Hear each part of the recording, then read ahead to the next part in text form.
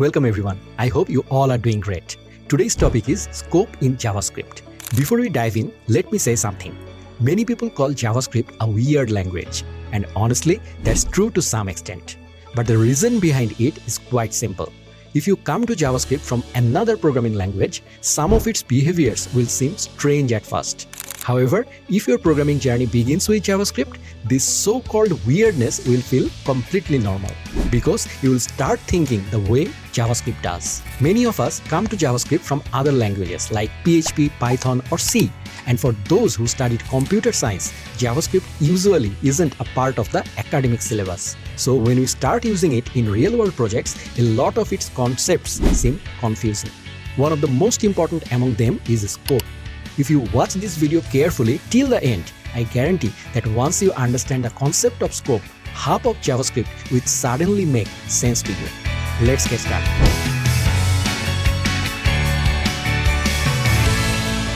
Suppose I define a variable var x is equal to 23.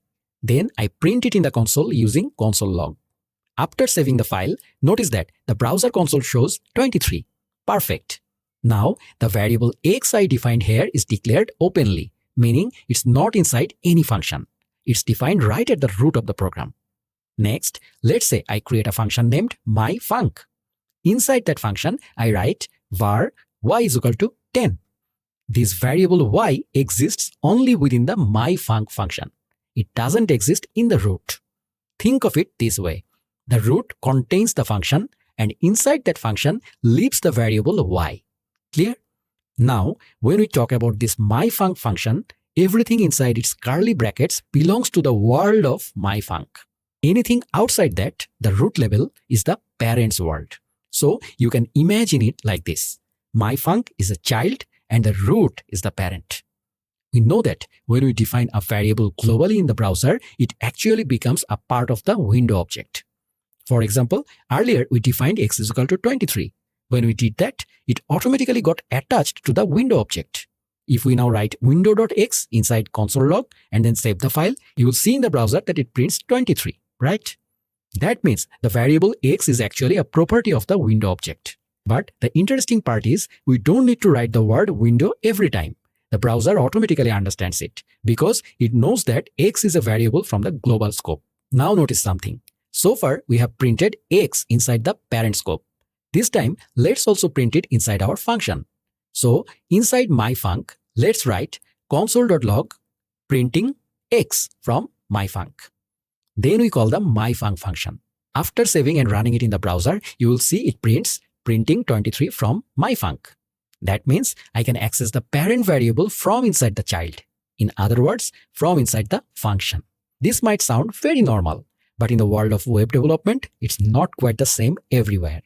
Because in web development, there are many different programming languages. Some developers use JavaScript, while others use PHP, .NET, or Ruby to build web applications. So, when developers come to JavaScript from another language, they often find this behavior weird.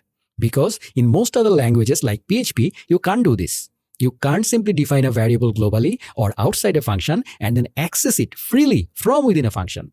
That's exactly why many people think JavaScript is a weird or even a toy language. The truth is, JavaScript is quite liberal when it comes to variable sharing, whereas most other languages are much stricter about it. To make this concept easier to remember, let's think of a simple real-life example. When we were kids, our parents used to buy us chocolates or toys. We would play with them or eat them freely. No one stopped us. In other words, whatever the parent brought, the child could use. But when we grew older and started buying things with our own money, those things were only ours. Our parents didn't use them. The same thing happens in JavaScript. A child can use the parent's belongings, but the parent cannot use what belongs to the child. Throughout this lesson, we have been using the word world. In JavaScript, this world is called a scope. That means if we create a function, the area inside its true curly braces is the function's own world. We call it is the function scope. And the outermost level, the root or the parent, is called the global scope. Some people also call it the window scope. Clear? That's the basic definition of scope. Now, let's see a few implementations to understand why scope is such an important concept. Earlier inside our myfunc function, we defined y is equal to 10, right? Now, instead of printing x inside our console log, let's replace x with y. So, we will update the code to print y instead. Then, outside the myfunc function, in the global scope, we will again write console.log y to print it.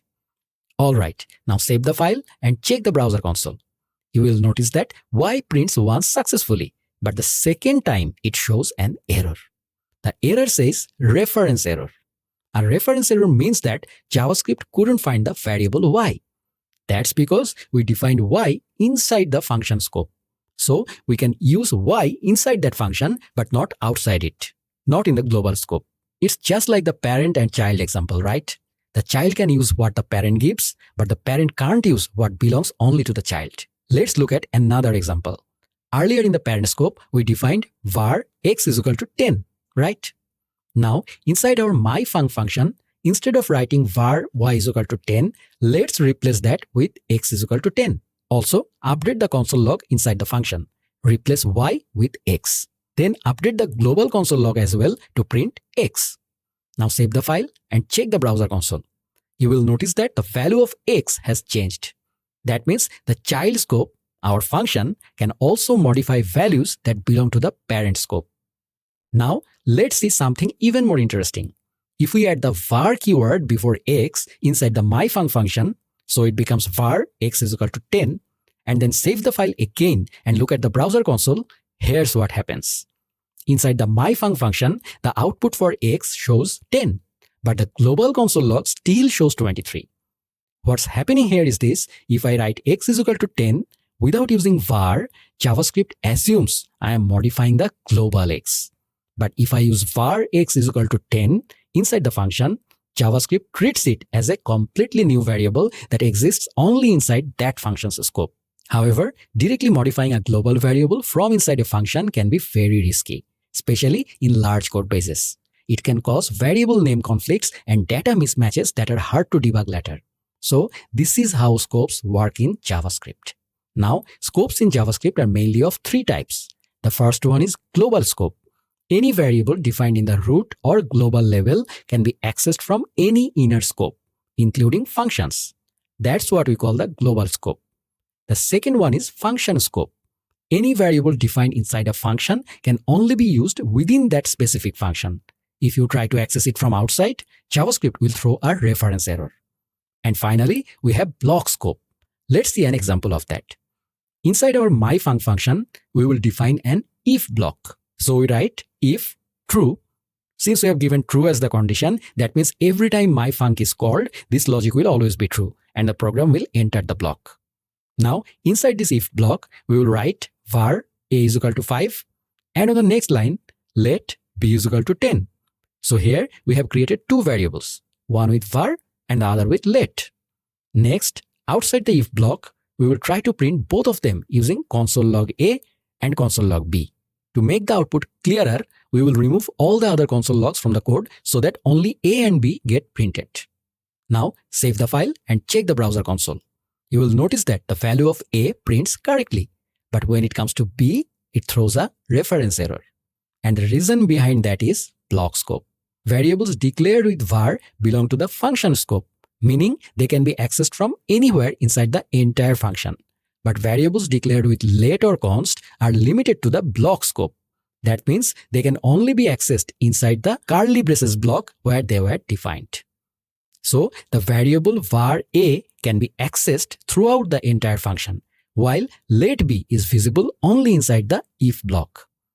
If we try to access it from outside, JavaScript throws a reference error because once we step out of that block, JavaScript can no longer find that variable.